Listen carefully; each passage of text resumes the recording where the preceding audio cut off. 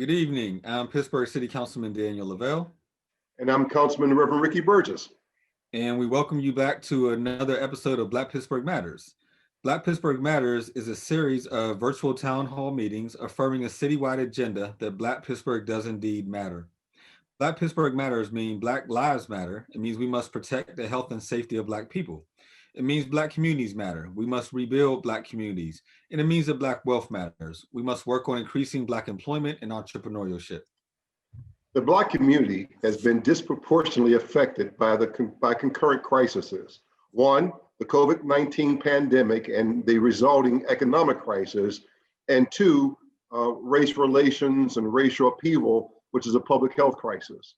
Normally, in times of crisis and great change, we would be coming to you as the Black elected officials of Pittsburgh and having meetings across the city with our constituents, partners, and allies. Since we cannot do this safely in the current pandemic, we're now using this media and platform to come to you in the ways in which we can, to talk about what we're doing and discuss policy and legislation concerning Black Pittsburgh. These meetings will be available via Facebook, YouTube, and the city's cable channel.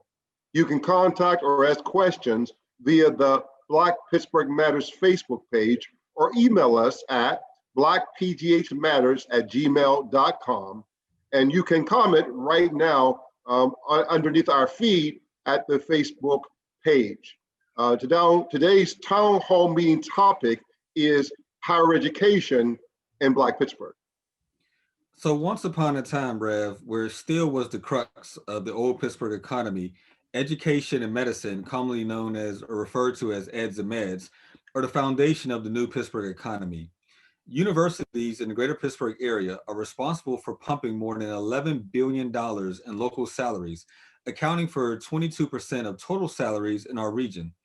In addition to the financial benefits, we have world-class research institutions advancing medicine, tech innovation, and attracting the best and brightest to our city. The universities bring in 86,000 students per year. Surprisingly, these universities are also situated in the inner and mostly in the inner core of our city, surrounded by mostly Black and brown communities. Thus, it is important to ask what the role of Pittsburgh higher education institutions are to communities they find themselves in, and how are these institutions supporting Black communities in business, education, and employment? Well, as you know, and I'm going to now show a little bit my age, I taught my first college class in 1979. So I've been teaching in higher education now for over 40 years. And to be honest, I'm a proud professor at the Community College of Allegheny County.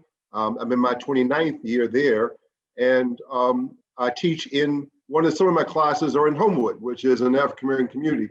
I really do believe that education is, and as Martin Luther King and the Civil Rights Movement, we all believe that education is a key ingredient for Black people for their self-improvement. We're not just talking about undergraduate degrees, but that through training and workforce development and all these other things that universities can provide, we can have a more equipped workplace and equipped workforce rather for the workplace, because the problem now is not necessarily not enough jobs, but not enough trained work people and a workforce to supply the jobs that are available in this new economy. So I agree wholeheartedly, and I'm gonna come back to that because I've actually had that conversation with some at the universities. But I also want to announce for those who may not have seen or heard, Reverend, and you know this, University of Pittsburgh started community engagement centers a couple years ago. They opened the first one up in your district. They soon followed and opened a second one up in the Hill, but this actually had a temporary location for the last few months. And a few days ago, I believe on the 24th, if I have my facts correctly, the Board of Trustees at Pitt just approved contributing up to about $6 million to help renovate the New Granada Theater for their permanent home for their CEC, which is catalytic as it relates to helping re-energize and begin rebuilding a commercial district within the Hill District. Yeah, and I think, we have CCAC with the Homewood branch, we have Pitt with now two, and we believe the CMU is also going to come and participate in programs and facilities in Black communities. And we just believe that is the partnerships that are needed moving forward. is to bring this, the strength of our new economy specifically into Black communities to help transform them from communities of concentrated poverty into stable mixed income communities. Well, tonight, we are honored to be joined by representatives from many of Pittsburgh's higher education institutions, and are pleased that so many of these representatives could take time out of their busy schedule to join us for this conversation. So tonight, we would like to welcome Mr. Ryan Scott, Social Justice Director of Carlow, Dr. Christopher Howard, President of Robert Morris University, Dr. Patrick David Gallagher, Chancellor of the University of Pittsburgh, Paul Subowitz, Vice Chancellor of Pitt, President Kim Gormley, of which my son and daughter are students from Duquesne University, and the Vice President of Community Engagement, Bill Generette from Duquesne, Dr. David Feingold, President of Chatham University, my president, Dr. Quintin Bullock, President of Community College of Allegheny County, and our friend, Dr. Farnam Jahanian, who is the President of CMU. Good evening, all of you. Good evening. Glad to be here. So thank you all for being willing to join us this evening. It is truly amazing to have such an distinguished panel with us this evening, and we cannot thank you as much as possible. Given that I spoke about Pitt in my opening sort of remarks, I'll start there, but it's really a question for all.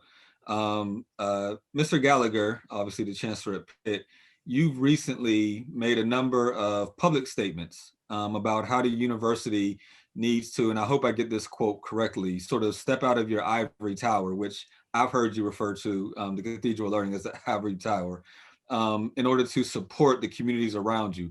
Can you just talk a little bit about why you feel it's important for the universities to embrace the residents surrounding your community, and what sort of actions you're taking to begin engaging the community?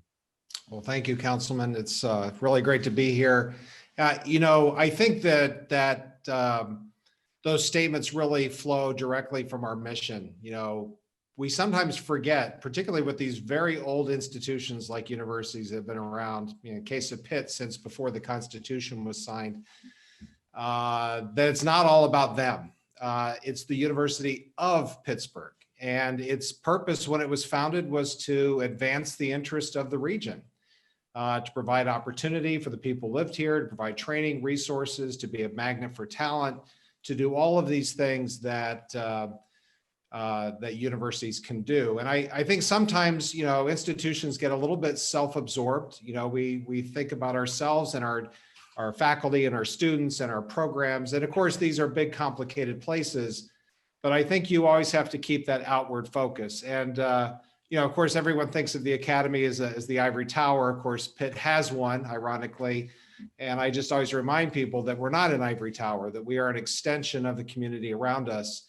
And I think for Pitt, that's an illuminating way to look at it. I think universities in this region have a well-deserved reputation of catalyzing dramatic reinvention of the region. We all talk about and you mentioned this in your opening statement, dramatic reinvention of Pittsburgh from heavy industry and steel and aluminum to eds and meds. And of course, the universities are often mentioned in that same story. But the reality in Pittsburgh is that that renaissance hasn't belonged to everybody. And some of the neighborhoods in our immediate shadow, and in fact, in the shadow of the cathedral, have in many ways been left behind in that economic participation. And that's on us too. And I think that's only doing part of your mission. And so we think that all aspects of the university's mission, from opening ourselves up to great students. So we've expanded, programs of scholarship programs for Pittsburgh students, and all the valedictorians and salutatorians from all the Pittsburgh public schools are granted automatic admission, expanded scholarships, but also hiring. Who do we hire from? Who do we buy from? Who do we do business with? Who do we partner with? And I think the community engagement centers are really this idea of kind of embracing one of the best features of Pittsburgh, which are its neighborhoods, and creating an actual physical place where those partnerships can take hold. So we're really excited about that. But candidly, there's still a long ways to go. So we're looking forward to, taking the richness of a university and letting the communities work with us to define what are some of the big challenges we should be focused on, whether it's health disparities or economic disparities or educational opportunities or economic and job opportunities. We want to be an asset to the neighborhoods that live right next to us. Others? Dr. Jahanian, we've had conversations specifically about that a number of times. Absolutely, happy to. I think Pat summarized probably the feeling of all of the university presidents on colleges on this call. First of all, it's a pleasure to be with you, Reverend Burgess and Councilman Lavelle. Thank you for the opportunity, and thank you very much for your leadership of our city, especially during these very difficult and trying times for the entire nation. I want to start by saying that, echoing something that Pat said, listen, I'm relatively new to Pittsburgh. I've lived here for about 6 years. Some of you, including Pat and Ken, have a long history in Pittsburgh. The truth is, when I travel around the country, everybody looks at Pittsburgh and says, my gosh, this city, the renaissance of this city is just incredible. We're a model for the rest of the country without any exaggeration. We see this when we talk to the CEOs of companies, to city leaders, to people across the country, including people in Washington. But as Pat said, the prosperity that Pittsburgh has enjoyed over the last 25 years and this renaissance and rise of Pittsburgh has not been proportionately shared by all communities within Pittsburgh. And let's be really candid about this, especially the underserved community, especially the Black and African-American communities in Pittsburgh, have not proportionally benefited from the renaissance of Pittsburgh.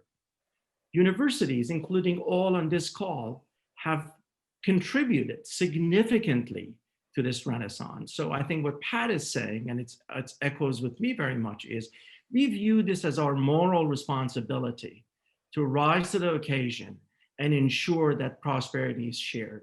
So with that introduction, a couple of thoughts about this. If you look at what universities do, we do education and research for business, for our essentially core missions of our universities. In terms of education, it becomes about access, providing access to all members of the community, especially kids who come from our public schools. When it comes to our research, our mission is creating knowledge and benefiting society. And we, in fact, look at Pittsburgh, and there are many examples of that, including the work, for example, my colleague Eleanor Bach does with public health and with air quality and so on. How do we bring our knowledge and know-how to benefit our own neighborhood? So that's another element of it. But increasingly, universities over the last decade or two have been playing a catalytic role all around the country, certainly in Pittsburgh, in economic development. So the question is, can we create more jobs in the city? And can the job go to all members of our community? Can the underserved community benefit from the jobs that we create? The last one that I want to add, and I want to turn it over to the rest of my colleague, is I refer to it as shared prosperity. So we all know that, for example, I'll just pick on Carnegie Mellon. Carnegie Mellon has been, with a number of other universities, contributed to this health and med and technology and education economy that we've created. We know many neighborhoods have benefited from it. The question is, can we create that shared prosperity across the board? And we're doing a bunch of things.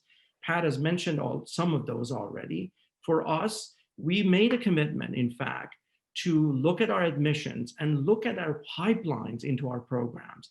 Can we get more of our own local community members into our academic institution? In terms of, I'll just use a couple of very quick examples.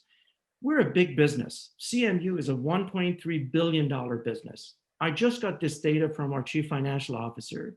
About 47% of the money in terms of procurement is spent in Pittsburgh.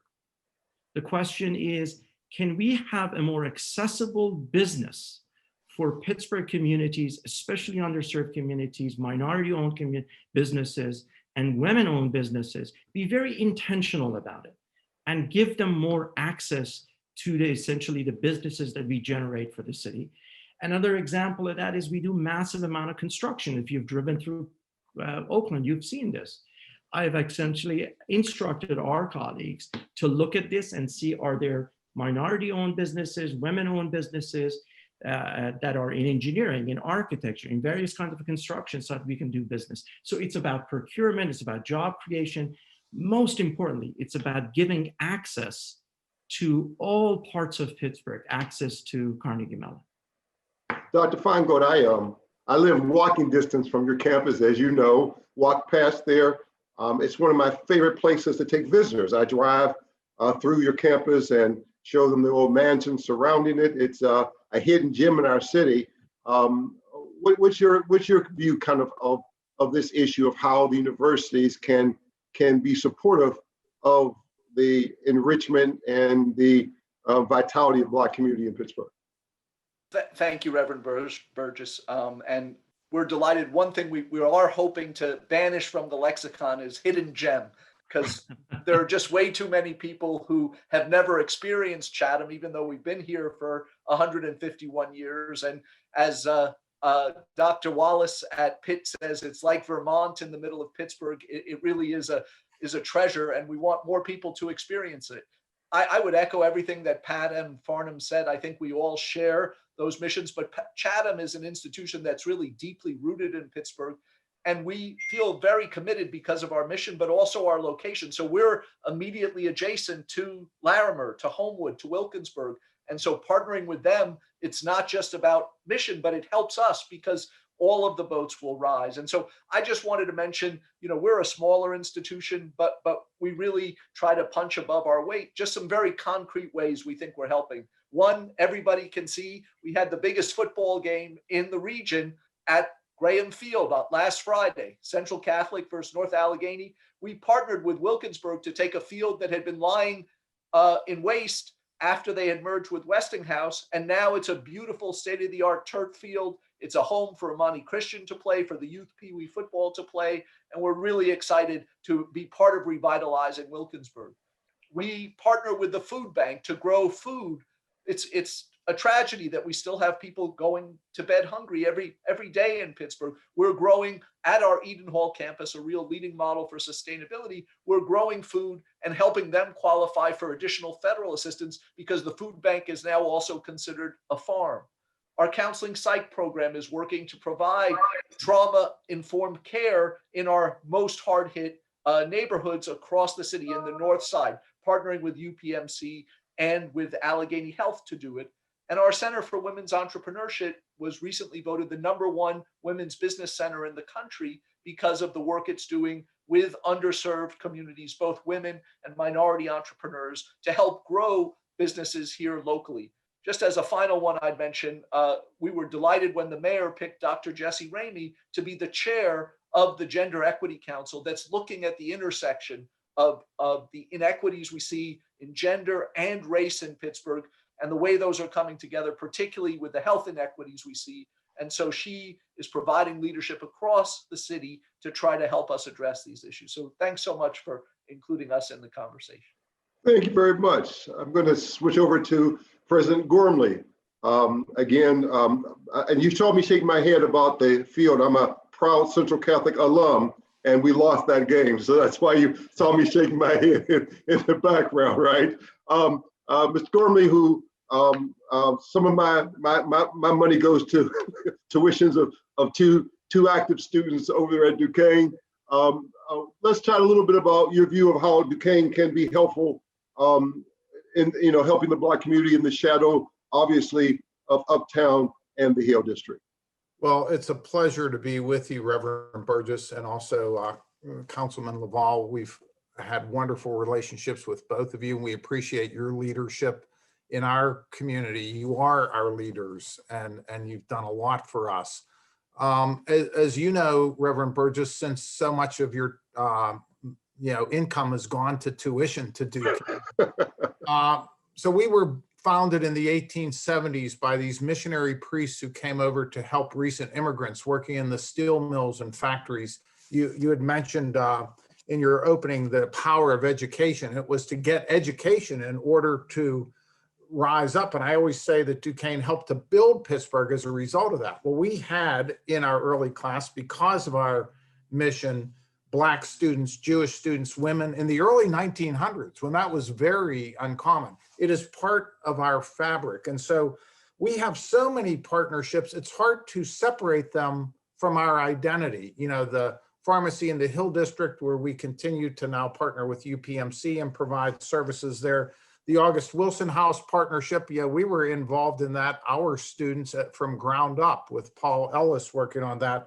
The Citizen Science Lab that my VP for Community Engagement, Bill Generette, was involved in, and also the Energy Innovation Center there in the old Conley Votech building, the Small Business Development Center, the Law Clinic, I know, worked with some of you. I think Councilman Laval worked on some ordinances and you know, really helping.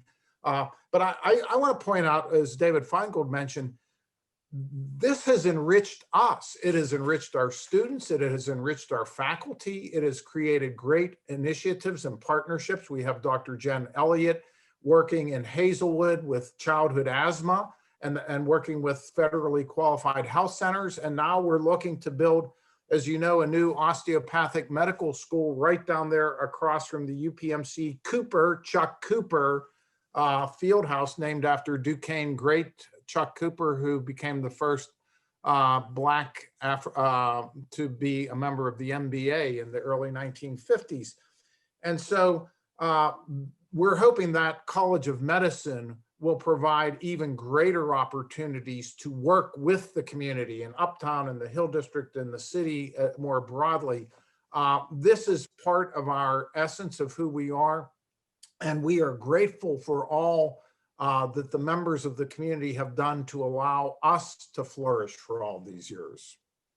Dr. Howard, as both a university president and, you know, one of the first African-American university presidents in our region, I think you have a unique perspective on both what the college institution, university institution can do, but then, you know, you feel, as I know personally, you feel very deeply about Black leadership and leadership in terms of the African-American community. So can you kind of help us think about university partnerships with communities and how we can build both Black communities and Black people and using, you know, the engine of the university? Thank you very much, Councilman Burgess and Councilman Lavelle. I share my colleague's sentiment, and it's 100% true that we are enriched by these relationships. And I just echo so much of what they said. Taking a note from Ken Gormley's book, a little bit about our origin story, kind of a superhero origin story. We started in 1921 as the Pittsburgh School of Accountancy in the William Penn Hotel, teaching accountants and secretaries how they could get into the professional world. And people always say Bobby Moe means business. I like to say Robert Morris University now means the professions. And so we're very diligent, especially including Black people, ensuring they get to the professions. All of you all at Pittsburghers have someone in your background who went to night school at Bobby Moe and then went on to work at one of our great companies, PPG or PNC or US Steel. We do that continuously now, less so, you know, and we don't have the downtown campus now, but we do it doing online, and our students to come across the bridge. Pittsburghers will cross a bridge and will come out to the west near the airport to the university corridor to take classes and to excel. But let me zero on something I think is kind of unique about Robert Morris that builds to the tapestry and the whole ecosystem. I think the Chancellor, that Pat Gallagher alluded to in terms of us in Farnam, about how we all kind of work together. So I think about pipelines and capacity. And I'll just give a couple of examples. So number one, and this started on Duquesne's campus, was the Black Men's Leadership and Development Institute, Black Male Leadership Development Institute. They came shortly thereafter to Robert Morris University. It's a partnership with Esther Bush and the Urban League, and we have 90 to 100 Black young men, 9th grade through 12th grade, going through a year-long program. Looks a lot like Morehouse College's pre-college program, where they spend about a week on our campus, seeing themselves in a college setting and learning about leadership, development, character, career opportunities, et cetera. And we like to do it. They show up, that those men, when they show up, they virtually see for the week people, only people that look like them. And it's very affirming for a Black man from Pittsburgh or environment to see professional Black men doing that. And then they have a year-long curriculum where they meet on various weeknights and weekends, culminating in a rites of passage event, usually held at the August Wilson Center, where they have stepped up into being African-American men from various backgrounds. So we're happy to be a part of that pipeline, that capacity building. Two other quick examples. I think maybe it was Ken that mentioned the EIC, the Energy Innovation Center. We have a 3D printing facility training program in that building, right across from PPG, the old vocational education building. And we're putting through people, particularly in the Pittsburgh community, through this training to get these great jobs, very high paying jobs in 3D manufacturing, which are not going anywhere. If you go on the want ads or look online, monsters.com, there's a great opportunities. And those are careers you can start, Councilman Burgess and Lavelle. You can start there and move up, get additional associate degrees at places like with Quintin Bullock over there at CCAC, work your way up to get a master's and other opportunities to kind of skill up. So we're very proud, and our students and our faculty and our staff are all involved. Lastly, I'm going to mention, there's some Catholic universities around here, but we got a saint. Her name is Saint Peggy Uten, and many of you know her and have worked with her.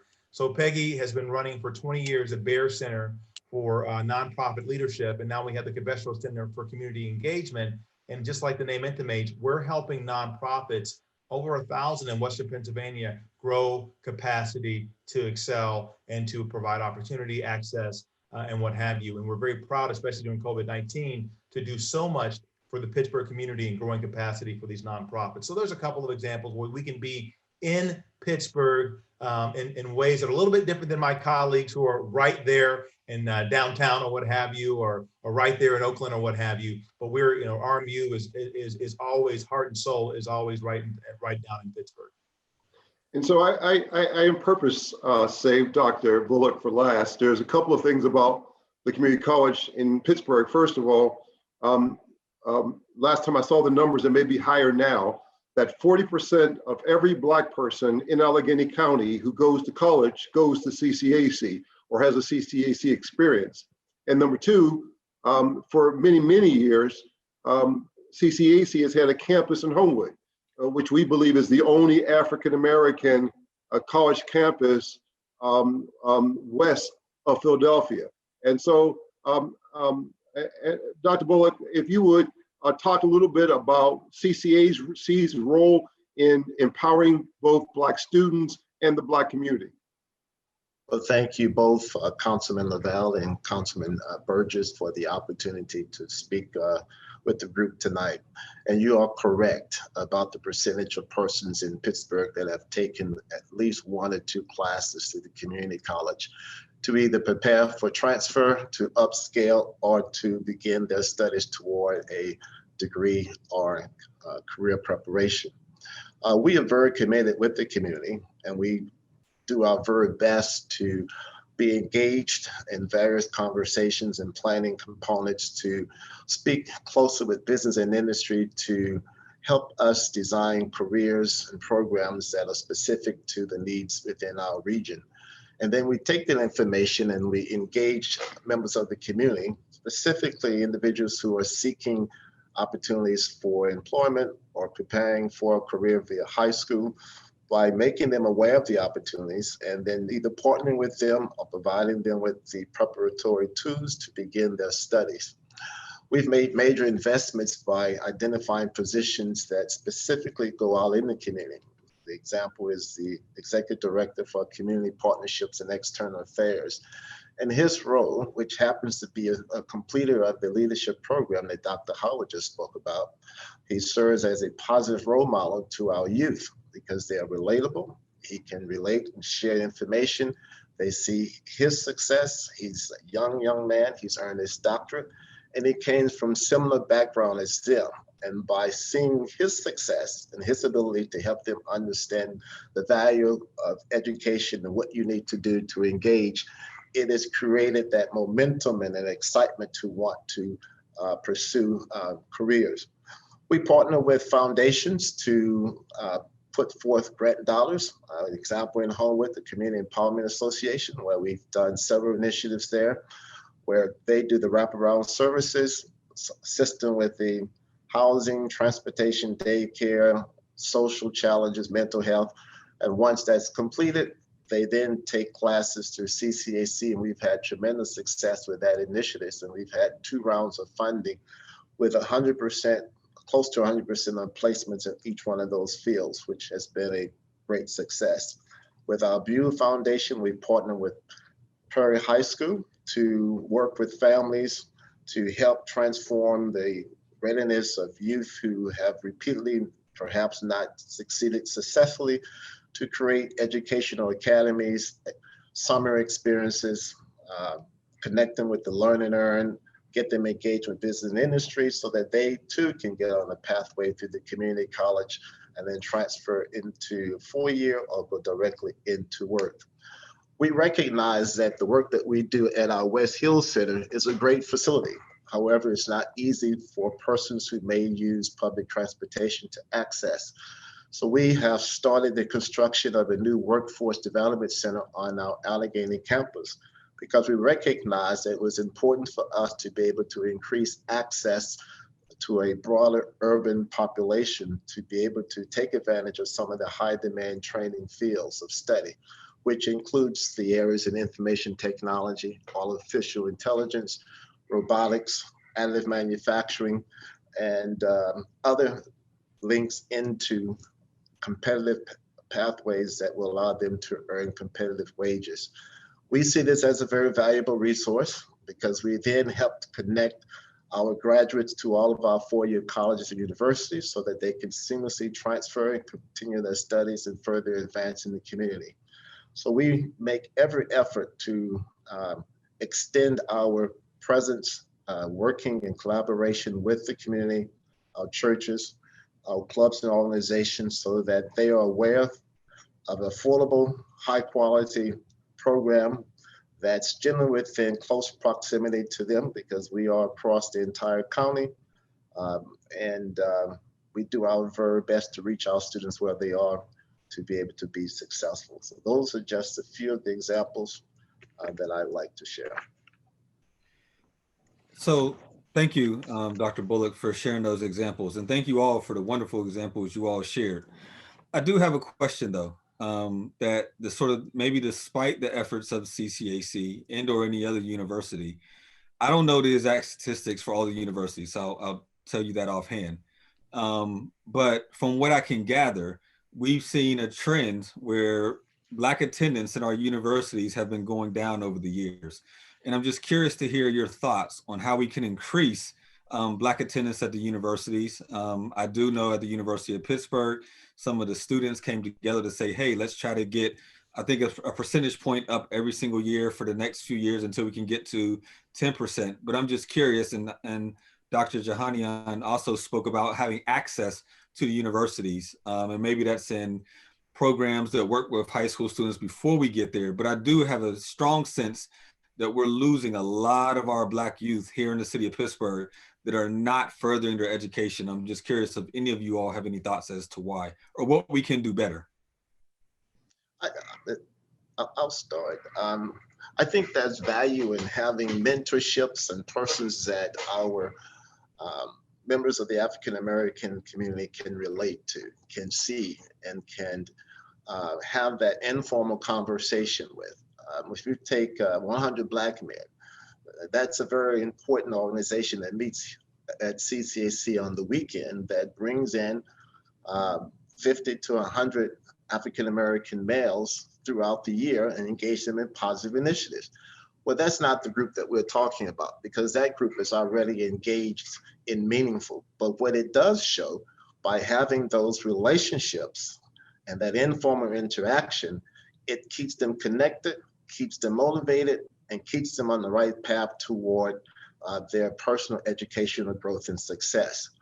The more that we can do in that similar model at a much larger capacity in different areas of the city, I think would have a similar impact to connect those opportunities. And then in the summertime, being able to get more of our targeted populations into the Learn and Earn. Each year we struggle to get more and more to keep that number where we want. But that Learn and Earn engages them in a very positive professional environment where they are meeting other persons, learning about careers, demonstrating skills, learning new skills, helping them see what is my next step beyond high school to get prepared to go into college or to a career. and then making them aware of all of the options that they have, because perhaps they are the first college generation. They don't understand what college is and all the different options that are here. I think the more we can do to engage and connect those dots, I think we can steadily move forward. I will say that CCAC's Allegheny campus is one of the most diverse colleges in the area. We have about 27% are African American, which is pretty significant. So it does show that we do attract a large percentage of African Americans through the community college doors. And then it's our goal to help them get out, go into the workplace, or transfer to a four-year college or university. Yeah. Council, go ahead, Pitt. Well, let me just say, I think this is an area of sort of constant effort on the part of universities to really make sure that those barriers to entry are not biased and skewed by race and other criteria. So this has been an area of focus for Pitt for quite a while. And so let me just count the actual, the enrollment by Black students at Pitt has actually grown every year since I've been here. So the trend is actually positive. It's just not as fast as students would like to see to gain representational kind of, demographic representation in our overall student body.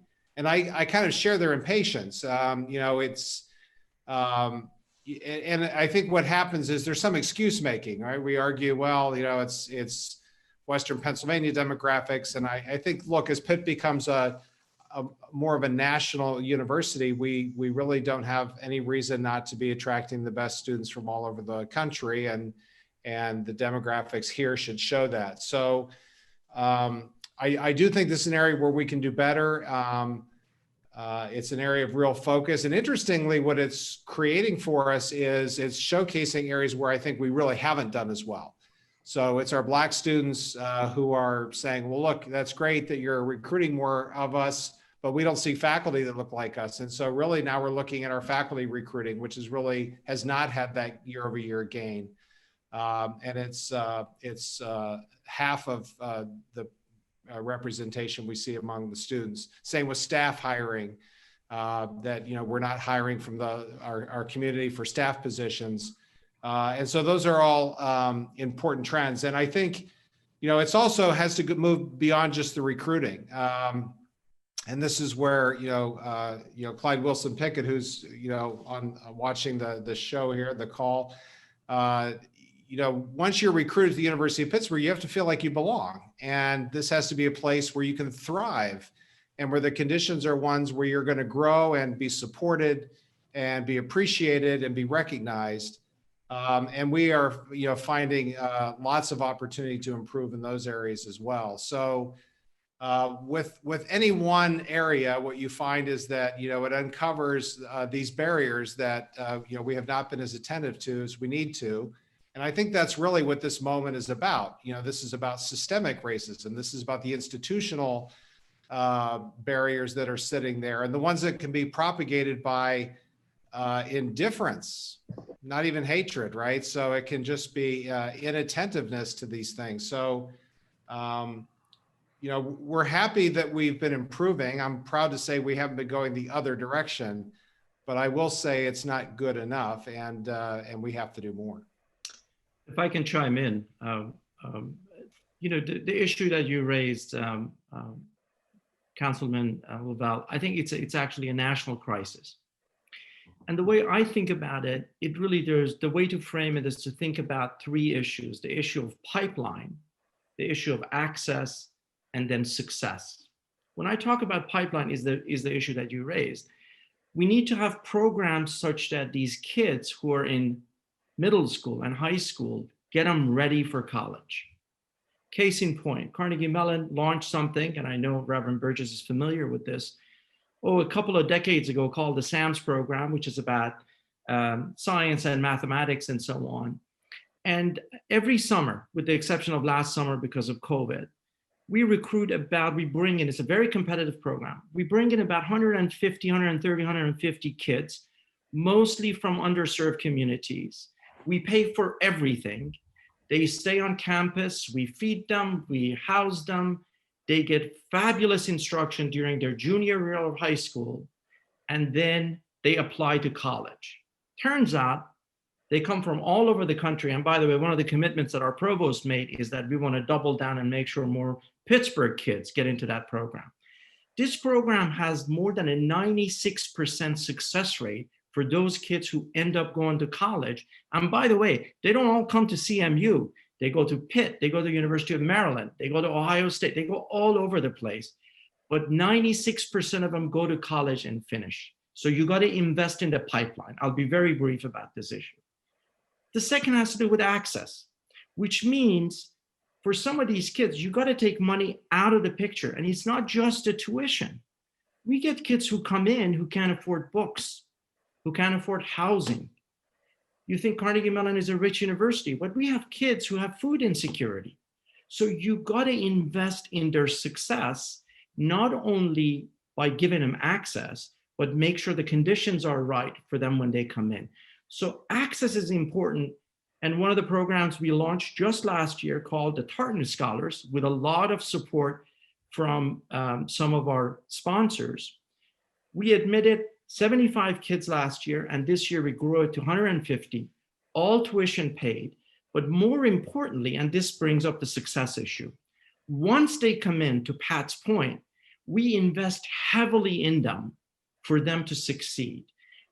To me, it's not the percentage of students of color who get admitted to Carnegie Mellon. To me, it's the outcome. What percentage of those kids finish in 4 or 5 years? What percentage of those kids get plum internships that kids who are more privileged background get them? What percentage of those kids get those jobs that the rest of CMU students get? So what we're investing in is in their success. This is hard work, folks, but I know many of my colleagues here do the same thing. And can I just, I'm sorry, go ahead, Farnam. I'll just be very quick about this. So with the Tartan Scholars, we doubled the size of it. And what we're doing with them is that when they come in, there's a cohort that starts together. We provide all sorts of support. Case in point, these kids are really, really smart. But if they didn't go to a private school or a school that has given them all sorts of AP classes, they start at a disadvantage. So you try to provide that support over the summer and give them mentorship and success over time and so on. The final point I want to make is that while we've made a lot of progress, CMU actually has made a lot more progress in the graduate program and Ph.D. with the student, African-American students, partially because of our GEM program, which is a national program for minority students. Much credit to the leadership of Sean Blanton, who's on our faculty. And he just shared with me this data that in 2020, we have 121 underrepresented kids who are getting masters and PhDs from Carnegie Mellon. And for all of those kids, everything is paid for. With that, thank you for indulging me, giving me the opportunity to share that. If I could just jump in, Councilman Lavelle, because it's a really interesting and important question. And I just want to build on one little thing that Farnam said.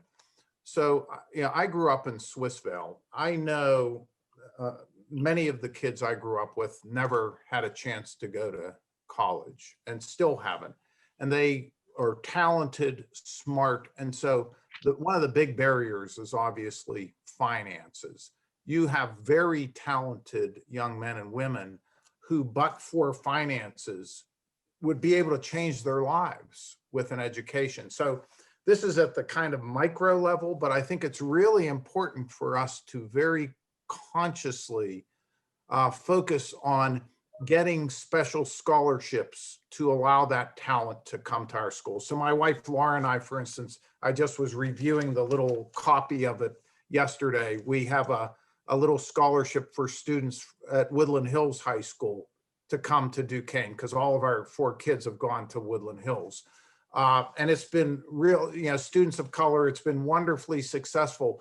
But one of the things that I've been doing, because, you know, as Farnam said, it's not just the tuition, it's being able to live on campus and pay for dormitories. It's being able to pay for food.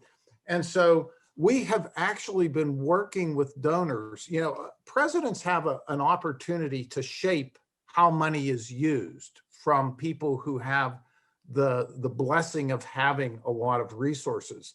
And we have increasingly gone around the country to our alums and said, hey, what about thinking about, if you're going to give money to Duquesne, a scholarship for students of color, whether it's in sciences.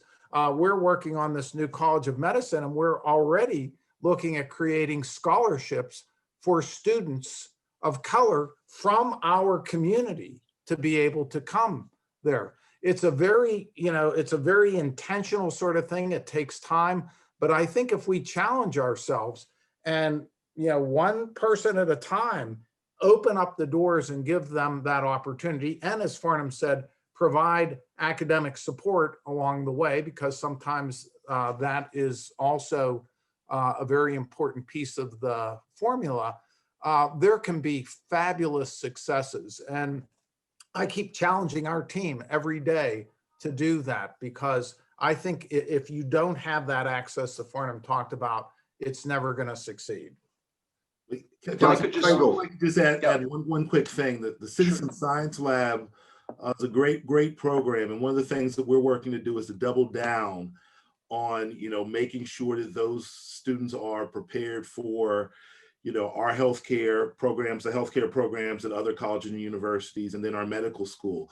But that's an incredible program that was started by a guy, Andre Samuels, happens to be a Duquesne grad. Duquesne, is one of the lead partners. But we're really looking to work to see how we can, partner better with programs like that. I mean, like Dr. Bullock said, one of the things we have to do at universities is partner better with, some of these great programs that are existing. And for us, the Citizen Science Lab is one of those. Dr. Feingold?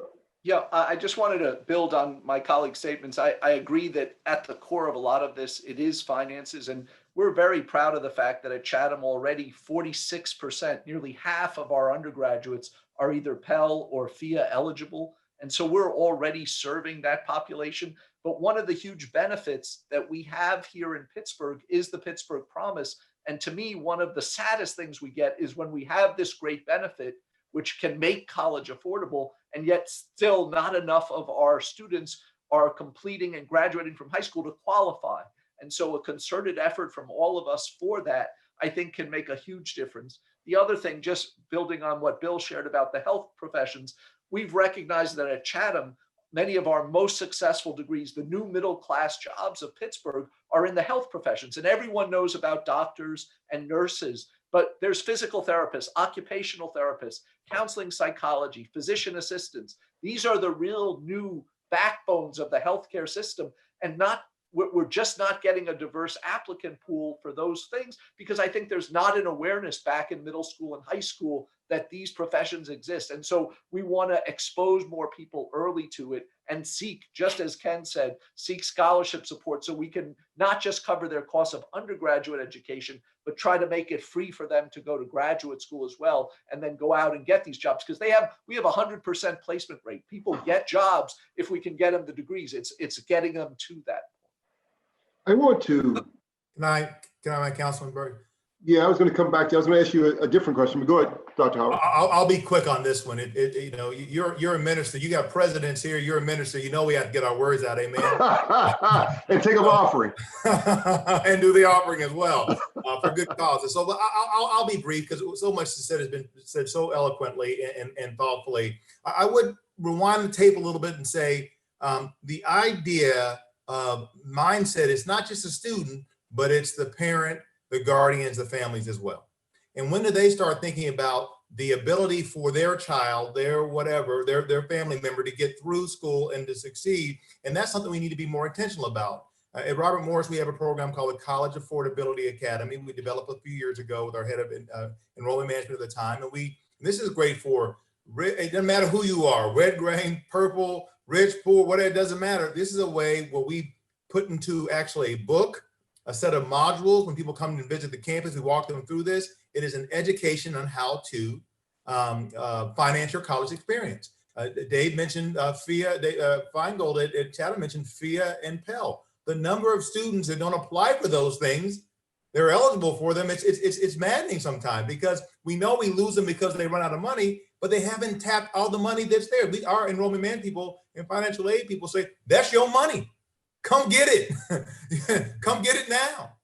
The second thing I was going to mention in terms of the affordability piece and graduation piece is technology and analytics. So having these sophisticated teammates of mine on this call is very, very appropriate, because we got together with EAB and we working with a suite of predictive analytics technology, something that was probably drummed up in one of CMU's labs. And we're really working with the Hillman Foundation with a pretty significant grant, looking at what are the success markers to ensure that students don't just arrive, but rather arrive and thrive. And we can do that. And we're not trying to create stereotypes about Black people or veterans or women or whatever, but we see some patterns that we can get in there, we can affect change. And we're happy to say that our first year retention rate's the highest it's ever been. And part of that is because even if you don't have as many resources as some other schools, you can work really, really smart and work really, really hard. And you can really be very directed in ensuring you're going to get the outcomes you need. The last thing I'll mention is something we'll be launching very soon. We've launched it already, soft launch, hard launch is income share agreements.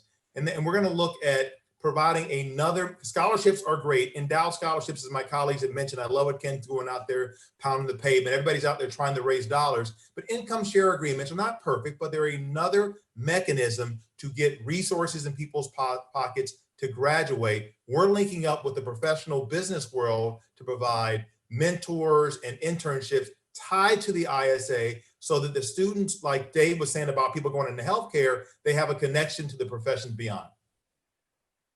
So I want to connect a couple things I heard. One, I heard Dr. Feingold talk about finances, talk about jobs on the back end. I heard Dr. Gormley talk about how we choose to use our money, right?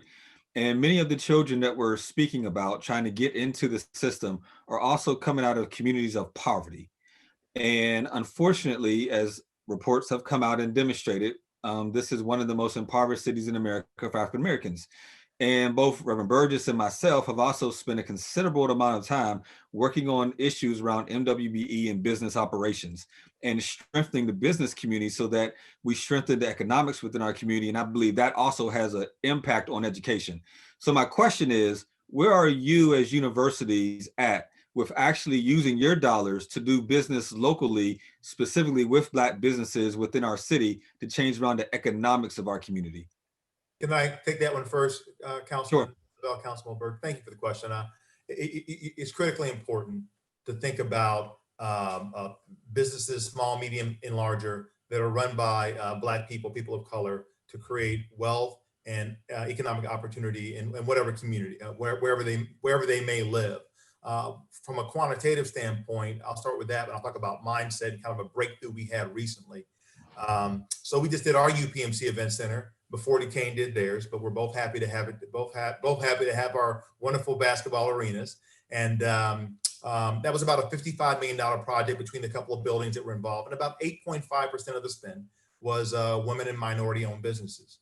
We're very pleased with that. We benchmarked universities in the region, colleges in the region, and the average for a project like that might be 5%, 3%. We were about 8.5%, Councilman Lavelle, and we're very proud of that. But that's not enough. You might hear a guy named John Rogers, who's a very thoughtful African-American civic and business leader out of Chicago. And he says, when you think Black business, you think about facilities maintenance, janitorial services, what have you, which are fine. But what about your professional services, your accountants, your lawyers, and other people in the other part of the food chain when it comes to getting a piece of the pie? Now, talking to my general counsel, a very thoughtful woman, Robert Morris graduate, Pitt Law School graduate, Pat, so we can both claim her. We had a great conversation on because I never saw a lawyer, no offense, Ken, that didn't want to go out and hire another lawyer to give them advice. It seems like it happens all the time. And you find yourself going back to the same firms. Why? Because they know your institution and they have institutional knowledge, and the risk is high. So what happened, and what Renee said to me was, I get into this sort of virtuous cycle for those groups, those firms, but not for other firms to come in. Same with accounting.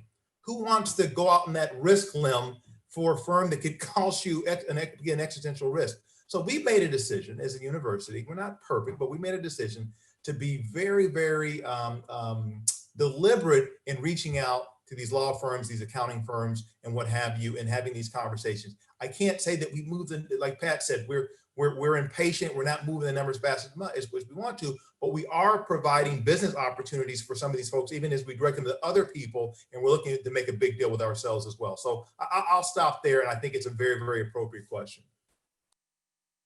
Councilman, let me add, because I think it is a great question. And I want to sort of nod to what Chris just said, that you have to do this with real intent.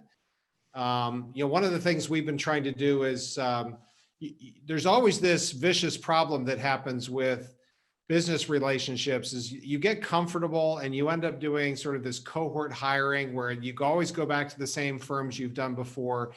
And before you know it, you're kind of amazed that there's no minority-owned businesses. Well, you never gave them an opportunity to grow.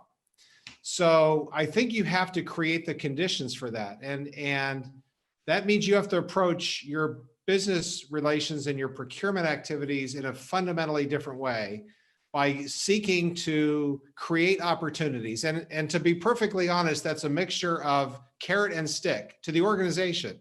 So you have to set goals, you have to drive those goals, and then you have to provide the support services to these businesses, including and up to startup funds. Let's attract businesses to live in Pittsburgh neighborhoods. Let's grow businesses in Pittsburgh neighborhoods by giving them preferential access to our supply chains. Those are all things we can do. We will be launching actually a dashboard probably tomorrow that puts all of our diversity activities in public. Hiring, student recruitment, faculty, staff, by school, you can drill down. And one of the categories is minority spend. And so we'll be holding ourselves accountable for that. But I think behind the numbers is this idea that you have to go in with great intent. I also want to point out what I think, kind of going back to our very beginning discussion about Pittsburgh, for a city that's in change, we have an opportunity to approach economic development in a completely new way. And what do I mean by that? Well, university-based or technology-based economic development has generally been build it and they will come. It's about the tech. It's about the wizard with the idea and the startup, and all the other benefits will just happen. It's kind of a build it and they will come. Well, the reality is people aren't buying that anymore. And look, I think with good reason. You can look on the West Coast and see some of these sort of tech hubs, and you see these incredibly stunning disparities between those that are really benefiting and those that are completely left behind. Abject poverty right against ostentatious wealth.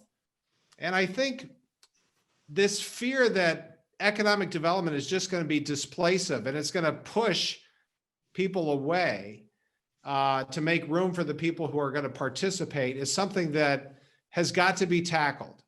And the way to do it is to not wait until we're putting shovels in the ground, that we're not just haggling over community benefit agreements and trying to get the most we can before this happens. I think it starts with a real partnership, and you look at the whole economy you're trying to build, not just the tech part.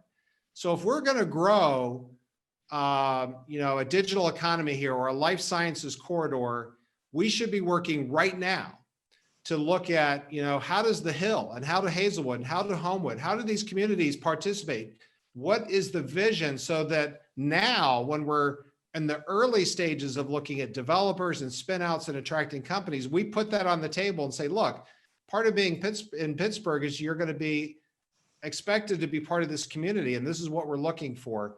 I will tell you, developers are looking for it, but our voice is very muddled on this. And I think this is a golden opportunity, because the one thing Pittsburgh does better than any city I've ever seen is it has this incredibly strong civic and neighborhood identity.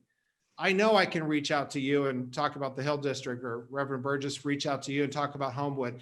This is Pittsburgh. We know each other. We can roll up our sleeves. But if the communities aren't first at the table instead of last at the table, then it's just about haggling on the edges, and it's a completely different experience than if we go in together. So I do think, aside from just doing more business and doing better and pushing the university and holding ourselves accountable, On the broader question of how Pittsburgh reinvents itself, we have a way of doing this that's not like Silicon Valley did. That's kind of a community-centered, sort of full-bore, economic development model. And I think we can be the ones who show the rest of the country how to do this right. I really do. I can't help but to jump in here a little bit because this has been my life's work. In the aftermath of the George Floyd murder, there was an outcry and a racial awakening. But I think in some ways it's not enough to simply talk about police violence, because if we were to eliminate all of the police-related violence in our country today, the condition for the vast majority of Black people in our country would be unchanged. I've been really, and I'll get to the question really quickly, but I've been really just influenced by Robert Wilson's work from Harvard in terms of place-based intervention, the Great American City, all that kind of work. I've just been, just taken by it over the last 15 years of my work, that really what determines a person's outcome is their zip code, right? And so I guess this is both a question and a challenge. Councilman Lavelle and I believe, and what you're saying, Dr. Gallagher, is certainly music to my ear. How do we, certainly we want to get some of those kids and get them good educations, but there are some of those residents who will never set foot in our institutions, they're not going to come to you. And so the real question is, how do we as a city, and that's really probably my last question, how do we partner as a city because the real goal is to rebuild, is to transform the lives of African Americans in the city of Pittsburgh, the bulk of whom live in Black communities. Yeah. So how do we transform those communities from communities, and in Pittsburgh, most of those communities are concentrated poor, right? How do we transform them from concentrated poverty into stable mixed income communities? How do we have, housing of choice so that you have a variety of housing, you have businesses? How do we come together? And this is open to all of you. This is really my passion. And I'm sorry I'm talking too much about it because you got me excited. I've spent the last 12 years of my life advocating for this and building probably about 1,000 units of housing. How do we come together as a city and make this rebuilding of the Black inner city neighborhood in Pittsburgh, which I think will be the tangible sign of racial reconciliation? How do we do this?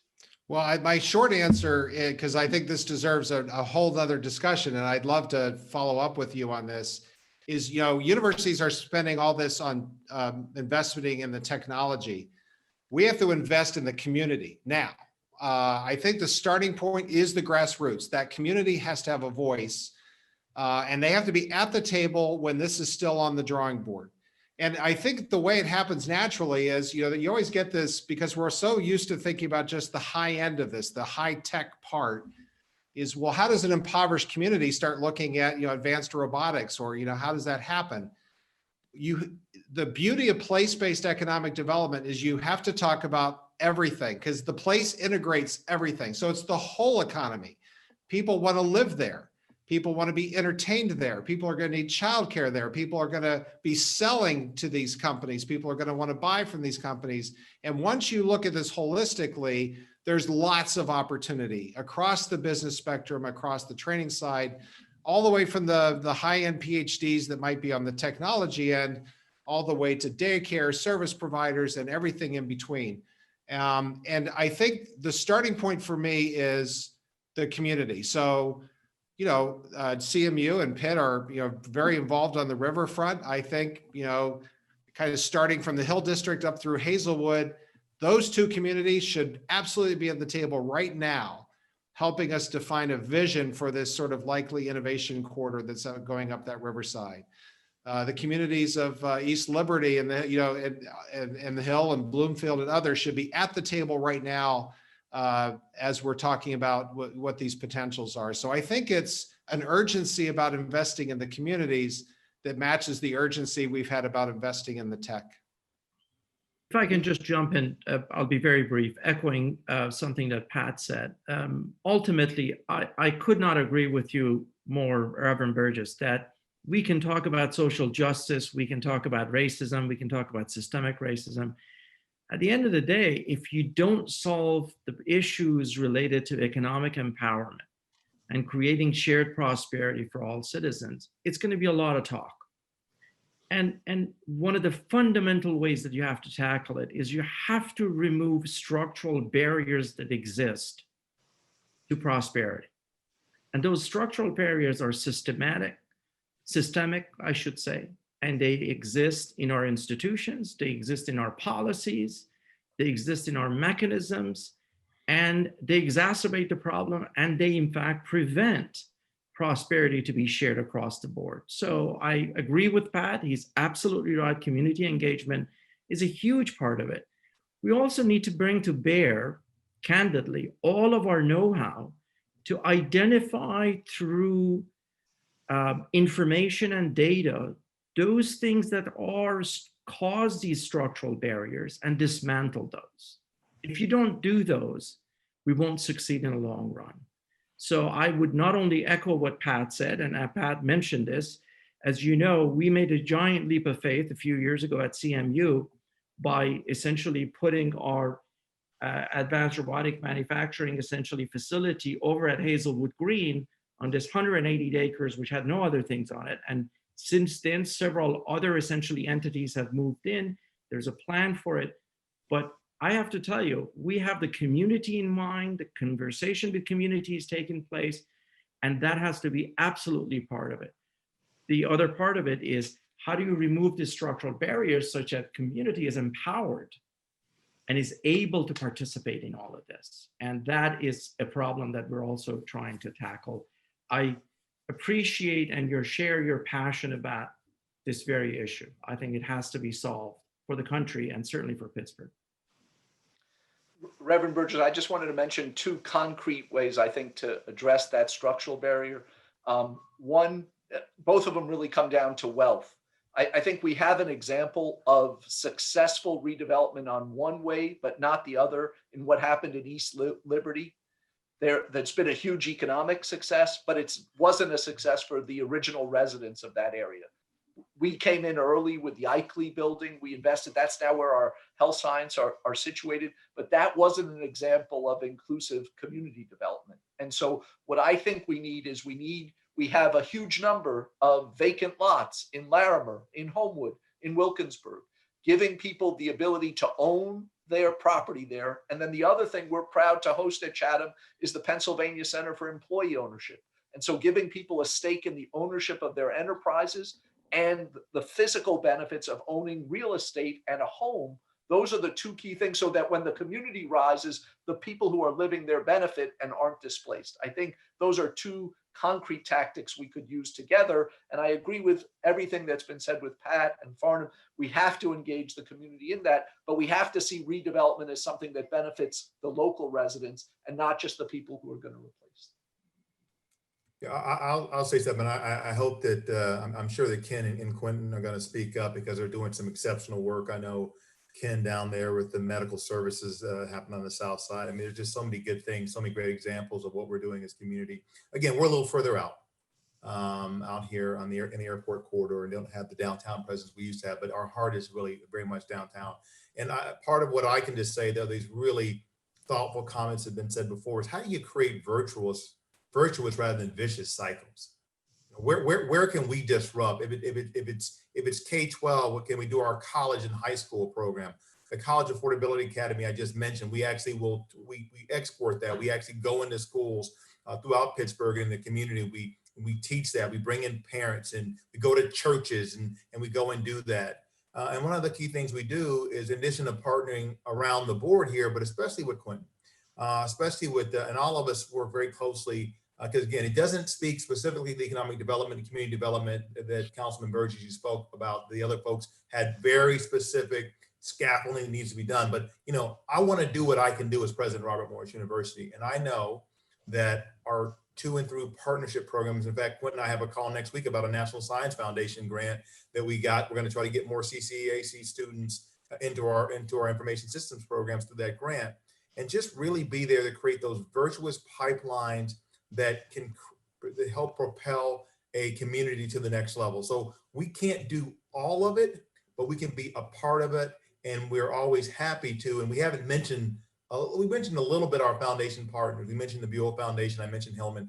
They are so all, and I know with Farnam, I mean, the Mellon Foundation and Scott Izzo, I mean, he would never talk about it aloud, but wow, that was huge in terms of, if we have an idea like Pat's talking about, like Dave's talking about, like Ken's gonna talk about, we have a community of leaders, for-profit and nonprofit, that will lean in and take a chance to create virtuous rather than vicious cycles. Chris, you're so right about this. And I neglected to mention the foundation communities. Other places in the country that I lived, I think we take for granted how blessed this community is. Having Heinz, having Hillman, having RKM, Buell Foundation, it's just quite remarkable to see such an amazing alignment of public and private interest coming together and catalyzed by our great foundation community. We're truly blessed for that. This is Bill. You know, one thing that I would say, you know, and I was born and raised here, that really disturbs me is that COVID has probably set our communities back 10, 15, 20 years, right? And, you know, I want to give kudos to the University of Pittsburgh. They have the #1 SBDC in the state. We have an SBDC at Duquesne, and we've really ramped that up. And, you know, it's really important that we provide support for these businesses. But we also are going to have to provide all different types of supports for our people, whether that's mental health, whether that's healthcare, right? Because you know, being, you know, in the poorest city for African Americans, I mean, we're just seeing, you know, we're being hit in all directions. You know, one thing I'm proud of is that, you know, through RK Mellon, you know, we became one of the main partners with the federally qualified health centers to do COVID testing, you know, in Black communities throughout the region. But we're also, you know, parlaying that into, you know, asthma care, diabetes, and other things. But, you know, when you look at the disease that we face, right, you know, we're just not doing well. So we're going to have to fire on all cylinders. And we're going to have to just realize that, you know, when COVID is over, you know, we're going to have to assess where we are and just realize that, you know, sadly, we've taken some steps back. And as universities, we're all going to have to up our game. You know, I'm excited at Duquesne. We're doing an evaluation of everything. You know, I think we've done some good things, but we know that we have to, you know, do significantly better. And so we're going to embark on what will be a very ambitious plan that Ken has, you know, made every single VP at the university make a commitment toward doing. And so we're excited to do that, but we're also daunted because, you know, it's a lot of work, and we're all going to just have to do a lot better and learn from each other. One of the things that I have recognized during my tenure in Pittsburgh is that individuals that, I should say, Pittsburghers who live in specific communities are very passionate about their communities, regardless of the economic status, and they're constantly advocating.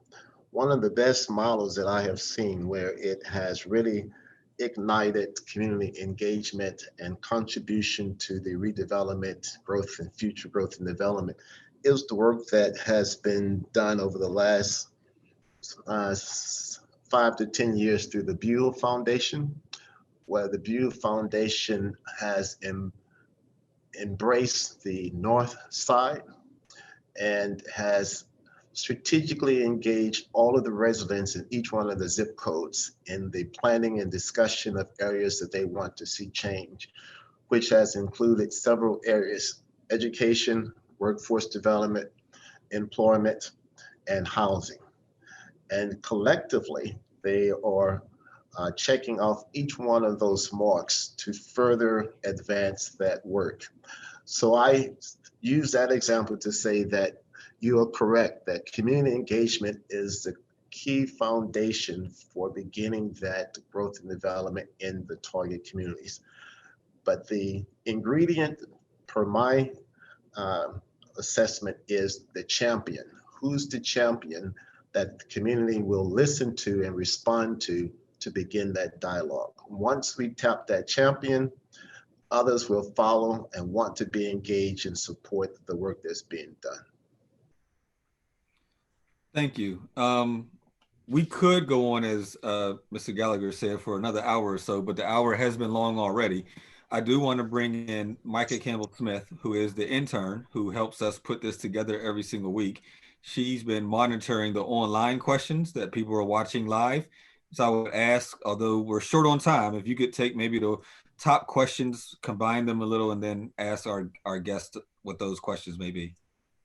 Yes, we have a few questions this evening. I'll try and combine them a bit. So do you have agendas to uplift and center the total well-being of African American students while under your watch, made available to the public? And how are you also working to diversify faculty and staff in your universities? Well, I can jump in quickly. The answer is yes. And of course, it's we're always trying to improve it. So our Dean of Students has just released a full program for our undergraduate students full of how do we uplift, support each other, promote inclusivity and equity in our university community. So all students are supported for success. As you know, this isn't about admissions. This is about, staying there and graduating and completing and moving on.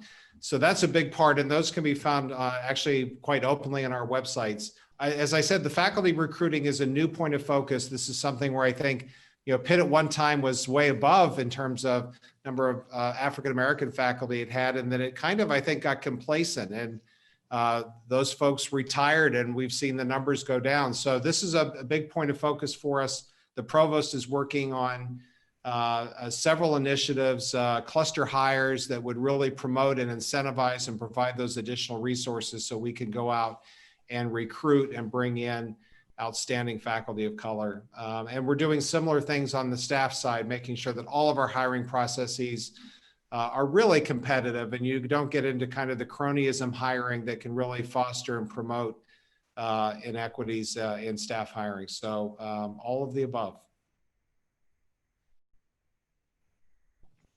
You're muted, Dr. Jahanian. Thank you. Thank you. All right, here we go. I'll be very brief. We talked quite a bit about student recruiting or admission policies, scholarship for students, success of students, and so on.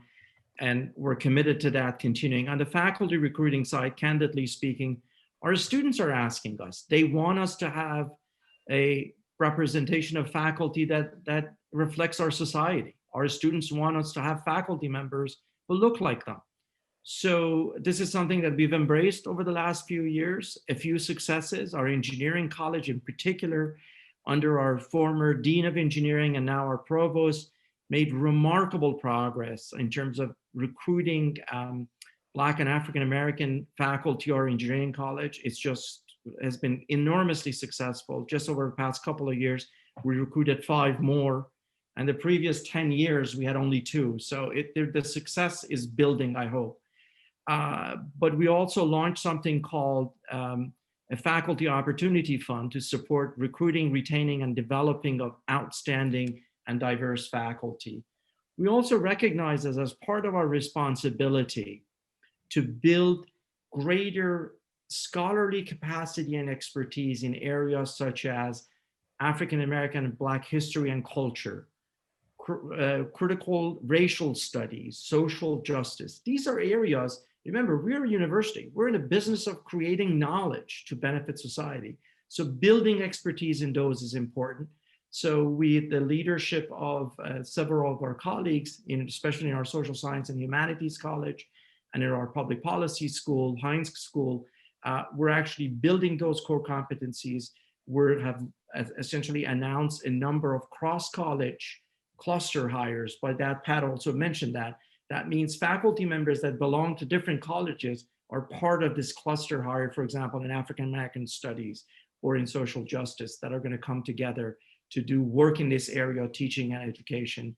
We're also launching a number of seed funding programs to support those types of activities. These are some of the things that we're embracing. But the most important thing really here is about recruiting faculty and recruiting staff that represent society, that reflects the society that we live in. And Micah, I will add to that just a little bit.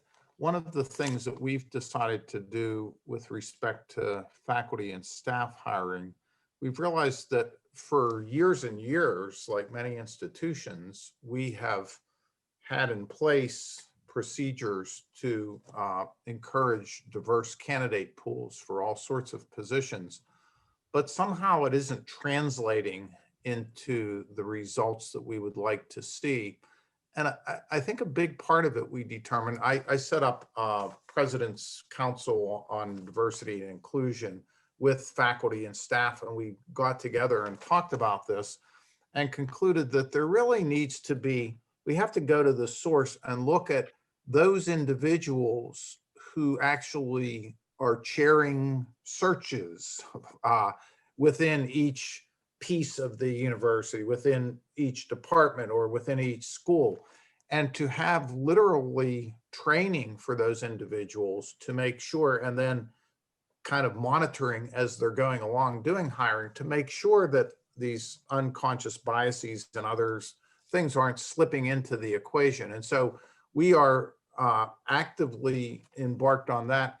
And with respect to the students, I would just like to add one of the things that we're seeing so much of, and I'm sure you're familiar with this, Micah, is that the students today, because of COVID, are under enormous stresses, mental health, psychological stresses. This is not an easy time to be a student. And I think students of color in particular have a special set of, extra burdens that they have to deal with as they're navigating all of this.